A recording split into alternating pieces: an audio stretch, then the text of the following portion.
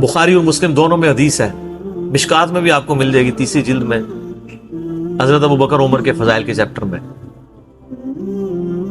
अब्दुल्लाह इब्न अब्बास कहते हैं कि सैयदना उमर की मैयत रखी हुई थी और लोग उनकी मैयत पे रो रहे थे और अपने अपने अंदाज में उनके ऊपर सलाम पेश कर रहे थे कि आपकी वजह से अल्लाह ने इस्लाम को इतना उरूज दिया, रोमन और पर्शियन अम्पायर गिर गई, यरमूक और कादसिया में अल्लाह ने मुसलमानों को फतुहात दी। और कहते हैं इतने में एक शख्स मेरे पीछे आगे खड़ा हुआ, क्योंकि मैं भी मैयत के सामने बैठा हुआ था, तो उसने मेरे कंधे के ऊपर आके यूं कोहनी रख ली और उसने सैयदना उमर की मैयत को मुखातिब करके कहा कि अल्लाह तुझ पे रहम करे ऐ उमर इब्न खत्ताब। मैंने अल्लाह के महबूब सल्लल्लाहु अलैहि वसल्लम से बारहा सुना था कि मैं अबू बकर और उमर फलां जगह गए, मैं अबू बकर और उमर दाखिल हुए, मैं अबू बकर और उमर निकले। मुझे उम्मीद थी कि तुम अपने उन दो साथियों के साथ जाके मिलोगे। कौन से दो साथी? सैयदना अबू बकर और सैयदना मुहम्मद रसूलुल्लाह सल्लल्लाहु अलैहि वसल्लम।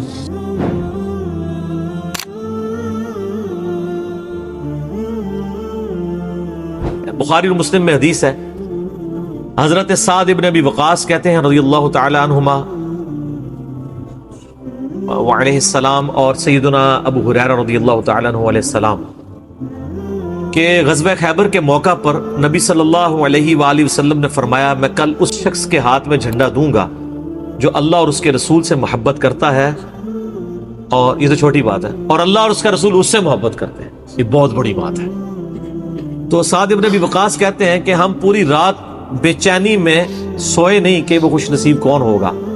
जब सुबह हुई तो नबी अलैहिस्सलाम ने फरमाया कि अली इब्न अबी तालिब को मेरे पास बुलाओ। बुलाया गया, उनकी आंखों में शोबे चश्म था। नबी अलैहिस्सलाम ने अपने मुबारक लुआब दन उनकी आंखों में लगाया, मुबारक हाथों से ज़िरा बांधी और आपने रवाना किया और फरमाया कि अली पहले उनको दावत देना। मैदान जंग में भी कहा कि पहले उनको दावत देना, अगर तेरी वजह से एक बंदे को भी हिदायत मिल गई ना तो तेरे लिए सुर्ख ऊंटों से बेहतर है। और सहाबा कराम कहते हैं सैयदना अली को ये फजीलत हासिल हुई, अल्लाह ताला ने उनके हाथों पे फतह दे दी।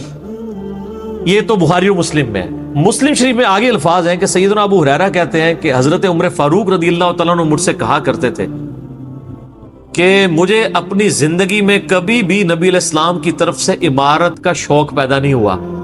इनको कहते थे मेरी एक यानी जिंदगी में जो इमारत वाला मामला है मैं इससे दूर ही भागता हूँ। आपको पता है ना, हजरत अबू बकर का भी जब ये मशवरा शुरू किया तो हजरत उमर ने सबसे पहले कहा कि जी मुझे तो हम माफी रखें, बाकियों में से कोई मशवरा कर ले, मैं जो भी मुसलमान राजी हो जाएंगे। हजरत अबू बकर ने भी सबसे मशवरा किया, हजरत उमर से नहीं किया। और सबसे मशवरा क्या किया कि इसको कर दूं, तो सबने कहा ठीक है।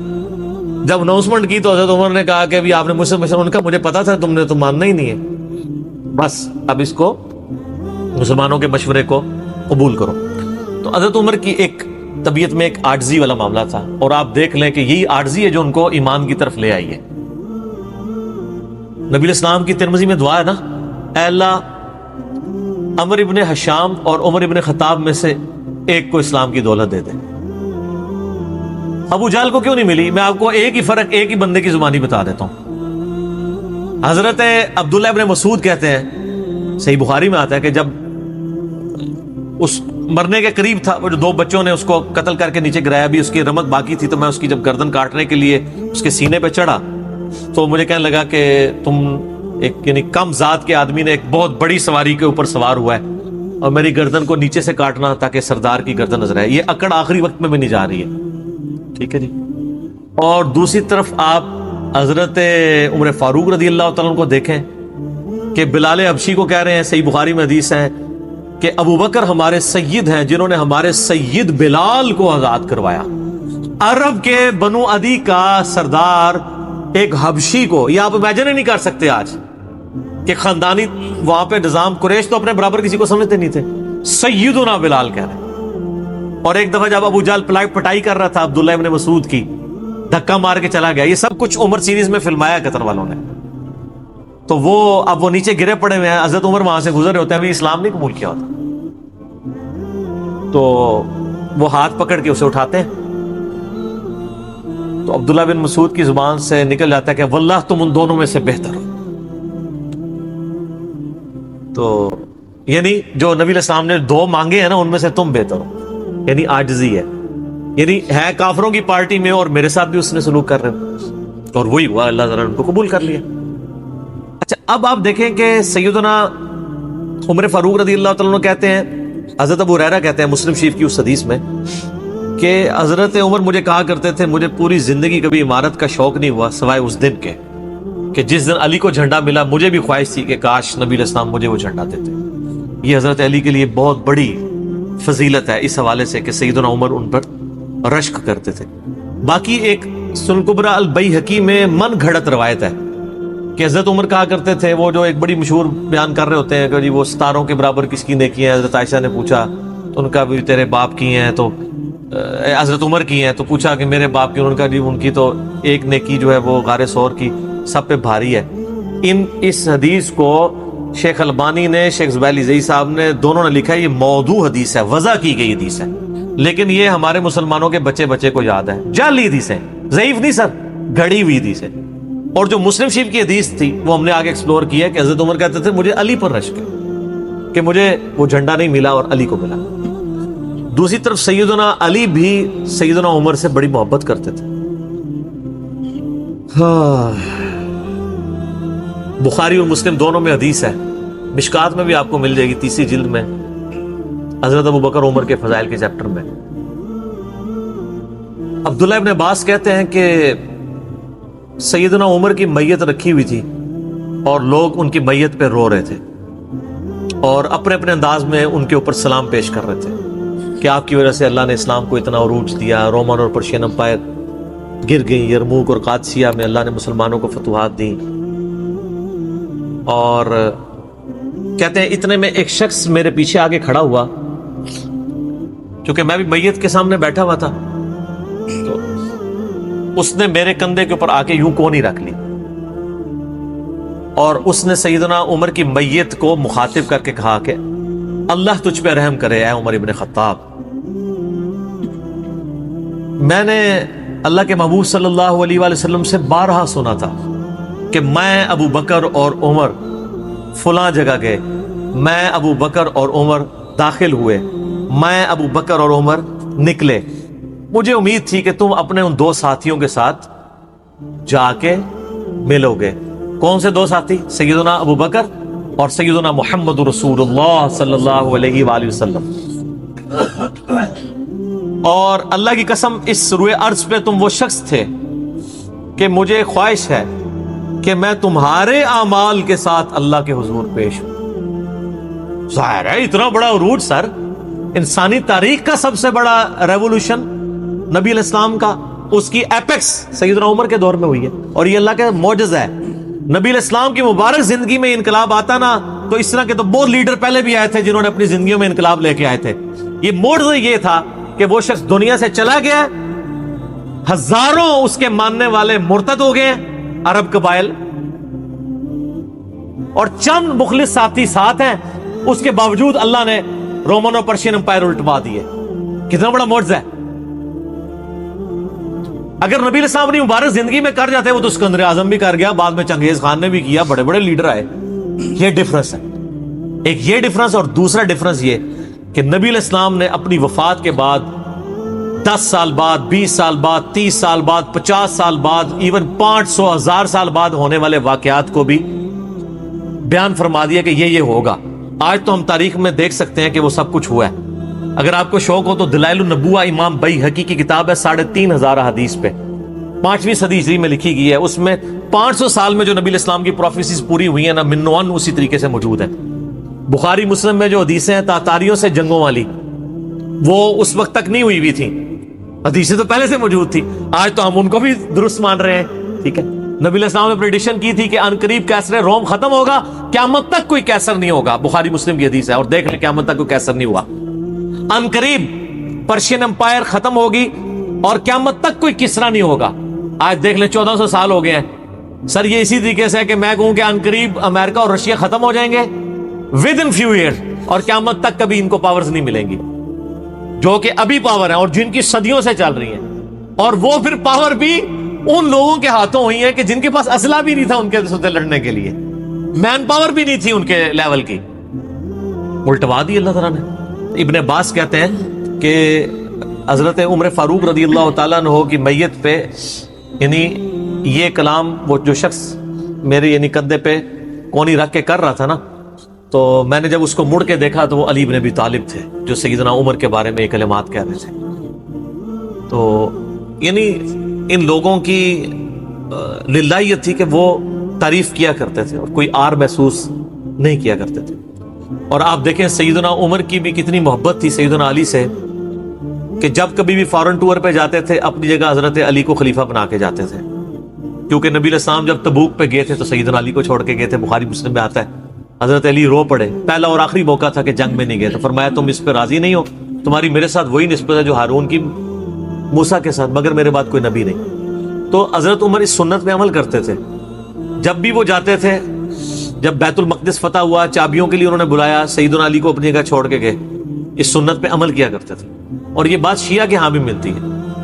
میری ایک شیعہ عالم کے ساتھ ایک دفعہ بحث ہوئی، 2011-12 کی بات ہے، تو مجھے کہنے لگے کہ حضرت عمر جو ہے نا حضرت علی کو خلیفہ بنانے میں مخلص نہیں تھے، اسی لیے انہوں نے 6 رکنی کمیٹی بنائی، ان کو چاہیے تھا ڈائریکٹ حضرت عمر حضرت علی کو نامزد کرتے۔ تو میں نے کہا اس کے پیچھے ریزن کیا ہے، وہ تو حضرت عمر نے خود بتائی ہے، بخاری مسلم دونوں میں حدیث ہے۔ ابن عمر کہتے ہیں جب حضرت عمر کو زخم لگا اور اب ہمیں یقین ہو گیا کہ وہ جانور نہیں ہوں گے، کھاتے تھے تو انتڑیاں کٹ چکی تھی، یہیں سے وہ سب کچھ نکل جاتا تھا، تو ہم نے عرض کیا کہ اپنا خلیفہ کسی کو نامزد کر دیں۔ تو انہوں نے کہا اگر میں اپنا خلیفہ کسی کو نامزد کرتا ہوں تو میں اس کی سنت پہ عمل کرتا ہوں جو مجھ سے بہتر ہے، ابو بکر، اور اگر میں نہیں کرتا تو میں اس کی سنت پہ عمل کروں گا جو ان سے بھی بہتر ہے، یعنی رسول اللہ صلی اللہ علیہ وسلم۔ ابن عمر کہتے ہیں جب میں نے حضرت عمر کی یہ بات سنی نا تو مجھے سمجھ آ گئی کہ اب حضرت عمر کسی کو نہیں بنائیں گے، کیونکہ وہ ہمیشہ ہر معاملے میں نبی علیہ السلام کی سنت کو پرائورٹی دیتے تھے، اور وہی ہوا کہ انہوں نے کہا کہ میں 6 رکنی کمیٹی بنا رہا ہوں، بخاری کے اور مسلم کے الفاظ ہیں کہ میں اپنے بعد اس امر خلافت میں ان 6 بندوں سے زیادہ کسی کو اہل نہیں سمجھتا جن سے رسول اللہ صلی اللہ علیہ وآلہ وسلم اپنی وفات تک راضی رہے، اور فرمایا علی، عثمان، طلحہ، زبیر، عبد الرحمن بن عوف، سعد بن ابی وقاص۔ اچھا یہ کون ہے؟ عشرہ مبشرہ ہیں۔ عشرہ مبشرہ میں سے یہ 6 بندے باقی تھے اور ایک 7واں بھی تھا، اس کا نام اس لیے لیا کہ ان کا بہنوئی تھا، سعید بن زید۔ وہ تو معاویہ کے دور میں جا کے فوت ہوئے ہیں نا، سعید بن زید تو بہت بعد میں فوت ہوئے ہیں۔ اور اسی بخاری میں الفاظ ہیں کہ عبداللہ بن عمر کو مشورے میں ضرور شامل کرنا لیکن اس کو کوئی خلیفہ نہ چنے، اور کہا کہ سعد ابن ابی وقاص پہ اگر تم متفق ہو جاؤ تو اسے خلیفہ چن لینا، اور میری اس بات کو دلیل نہ بنانا کہ میں نے اسے معزول کیا تھا پرشین امپائر کی گورنری سے، کہیں ایسا نہ ہو کہ تم اس پہ متفق اور کہو کہ اس کو تو عمر نے اتارا ہوا تھا، اینو تے رہن دو، اس دے باسٹ ایف لگ گئی ہے۔ یہ باسٹ ایف ہے ہی جعلی چیز ہے، اسلام میں کوئی باسٹ ایف نہیں ہے۔ اسلام میں یہ نہیں ہے کہ آپ کو مطلب موت کے غرغرے تک توبہ قبول ہے، آپ یہ ایک بندے کے ساتھ معاملہ ہو جاتا ہے اور وہ توبہ طائب ہو جاتا ہے تو بس ٹھیک ہے، وہ تا حیات نائل کوئی نہیں ہوتا۔ اسلام میں کوئی تا حیات نہیں ہے۔ اللہ تعالیٰ کے ساتھ گستاخی کرنے والے کے لیے بھی جامع ترمذی میں حدیث ہے کہ موت کے غرغرے تک جو ہے وہ توبہ کا دروازہ کھلا ہوا ہے، موت کے غرغرے سے پہلے۔ تو 62 ایف نہ لگا دینا اس پہ۔ وہ ایک معاملہ تھا، وہ حضرت عمر کسی کو 4 سال سے زیادہ گورنر رہنے نہیں دیتے تھے تو انہوں نے ان کو ہٹا دیا تھا۔ تو یعنی ان لوگوں کی یہ للہیت ہوا کرتی تھی۔ تو میں نے اس کو کہا کہ دیکھو کہ یہ وجہ تھی کہ انہوں نے نبی علیہ السلام کی سنت پہ عمل کیا کہ میں ان 6 بندوں سے نبی علیہ السلام راضی تھے، میں اس کمیٹی بناؤں گا، میں، اور اس میں الفاظ ہیں بخاری مسلم میں کہ میں زندگی بھر تمہارا بوجھ اٹھاتا رہا، اپنے مرنے کے بعد تمہارا بوجھ نہیں اٹھاؤں گا، تم خود اپنا خلیفہ چن لینا ان 6 میں سے، یعنی میں کسی کو نامینیٹ نہیں کروں گا۔ دوسرا میں نے اس شیعہ عالم سے یہ بات کی کہ حضرت عمر اتنے بڑے رسک کے اوپر تھے کہ جس نے پوری دنیا کو الٹ دیا ہے، اور وہ چند بندے لے کے رومن اور پرشین امپائر کا وزٹ کر رہا ہے، کوئی بھی قافلہ ان پہ حملہ کر کے ان کو شہید کر سکتا تھا، اور اگر خدا نہ خواستہ اس دوران وہ شہید ہو جاتے تو حضرت علی آٹومیٹکلی خلیفہ ہوتے کیونکہ ان کو چھوڑ کے گئے ہوئے تھے۔ یہ ان کا اخلاص تھا۔ پھر سیدنا عمر نے حضرت علی کو چیف جسٹس لگایا ہوا تھا حجاز کا۔ چیف جسٹس آج کل نہیں سنبھالا جا رہا، اور اس زمانے میں جب اسلام کا دورہ ہو، عدل کا نظام ہو، اور تینوں جو زہد کے امام تھے نا حضرت عمر نے ان کو چیف جسٹس لگایا تھا. رومن امپائر گری، اصحاب صفہ میں سے ابو درداء کو لگایا، سب سے غریب ترین صحابی، یہ ان کا کرائٹیریا تھا. ابو سفیان، بڑے بڑے لوگ جو اینڈ پہ مسلمان ہوئے، یہ لائنیں بنا کے کھڑے رہتے تھے. حضرت عمر ان کو نہیں ملتے تھے جب تک باقیوں سے فارغ نہ ہو جائے. وہ کہتے تھے ہم سردار، ان کا نہیں، تم اسلام میں بعد میں آئے ہو. اور وہ مہاجرین کے وظیفے اور اصحاب بدر کے وظیفے انہوں نے باقیوں سے ڈبل لگائے ہوئے تھے کہ انہوں نے برے وقت میں اسلام کا ساتھ دیا. اور پرشین امپائر گری، عبداللہ ابن مسعود، زہد ترین صحابی، زہد کے امام، ان کو وہاں پہ چیف جسٹس لگایا. اور حجاز کے اندر سیدنا علی کو لگایا. اور اس سے بھی بڑھ کے سیدنا علی ابن ابی طالب کی ایک بیٹی ہے ام کلثوم، سیدہ فاطمہ سے ان کا رشتہ مانگا سیدنا عمر نے کہ میرا اہل بیت رسول کے ساتھ رشتہ بنے. صحیح بخاری میں بھی اس کا ذکر اشارتاً موجود ہے ام کلثوم کا. شیعہ اور سنی دونوں کے ہاں ان کی کتابیں تو مانتی ہیں، بابے نہ مانے تو علیحدہ بات ہے. کتابوں میں موجود ہے کہ سیدنا عمر فاروق کی بیوی تھی ام کلثوم، اور سلام اللہ علیہا. اس کی وجہ سے یعنی انہوں نے ایک فخر محسوس کیا کہ میرا اہل بیت کے ساتھ ایک رشتہ داری والا معاملہ ہو جائے. تو سیدنا عمر اس طرح کے معاملات کے اندر اہل بیت کے ساتھ بہت حسن سلوک والا معاملہ کیا کرتے تھے. اگرچہ ان کی طبیعت میں سختی ضرور تھی، لیکن جو دین کے معاملے میں تھی وہ ساری سختی اپنی ذات کے معاملے میں نہیں ہوا کرتی تھی. صحیح مسلم میں ایک حدیث ہے، اسی پہ میں کنکلوڈ کرتا ہوں کہ سیدنا عمر نے ایک خواب دیکھا کہ مجھے ایک مرغے نے خواب میں ٹھونگے ماری ہیں. تو انہوں نے پھر اگلے دن خطبہ دیا. انہوں نے کہا کہ میں نے خواب میں دیکھا ہے کہ اس طرح مجھے ایک مرغ نے چونچے ماری ہیں خواب کے اندر. میں نے اس کی تعبیر یہ کی ہے کہ عنقریب مجھے قتل کر دیا جائے گا، اور اگر بائی چانس اچانک میں مار دیا جاؤں، یہ تو کسی کو نہیں پتا تھا کہ وہ ایک تقریباً 3-4 دن تک زخمی حالت میں ہوش میں رہیں گے. اچانک بھی تو مار سکتے تھے اگر گردن اتر جاتی. اگر میں اچانک مار دیا جاؤں تو تم اس امر خلافت کو ان 6 بندوں سے باہر نہ جانے دینا. صحیح مسلم میں ان 6 بندوں کے نام نہیں ہیں، لیکن بخاری میں وہ نام بھی ہیں: سیدنا علی، عثمان، طلحہ، زبیر، عبد الرحمن بن عوف اور سعد بن ابی وقاص. اور انہوں نے کنسنسس کے ساتھ پھر بعد میں سیدنا علی اور عثمان ہی بچ گئے تھے. ان میں ٹائی پڑ گئی تھی تو الٹیمیٹلی پھر حضرت عثمان کو چن لیا گیا. تو اگر میں اچانک مار دیا جاؤں تو ان 6 بندوں سے باہر کسی کو خلیفہ نہ چننا. اور مجھے پتا ہے کہ جب تم ان 6 بندوں میں سے کسی کو خلیفہ چنو گے تو کچھ لوگ تمہاری مخالفت کریں گے، اور یہ وہی لوگ ہیں جن کو میں نے اسلام کی خاطر اپنے ہاتھوں سے مارا ہوا ہے. یعنی وہ لوگ جو بالکل اینڈ پہ مسلمان ہوئے ہیں، جن سے ہم نے غزوہ بدر، خندق، احد لڑی ہوئی ہے. اب یہ اینڈ پہ مسلمان ہوئے ہیں، چونکہ وہاں پہ بھی انہوں نے حکمرانی دیکھی ہوئی ہے، تو یہاں پہ بھی ان کی خواہش یہ ہوگی کہ ان میں سے کسی کو خلیفہ چنا جائے. تو جب تم دیکھو کہ ایسے لوگ اس خلافت کے دشمن ہیں، ان 6 میں سے کسی بندے کی خلافت کے مخالفت کر رہے ہیں، تو تم سمجھ لینا کہ یہ لوگ اللہ کے دشمن، اور دوسرے الفاظ تو بڑے سخت ہیں، کافر ہیں.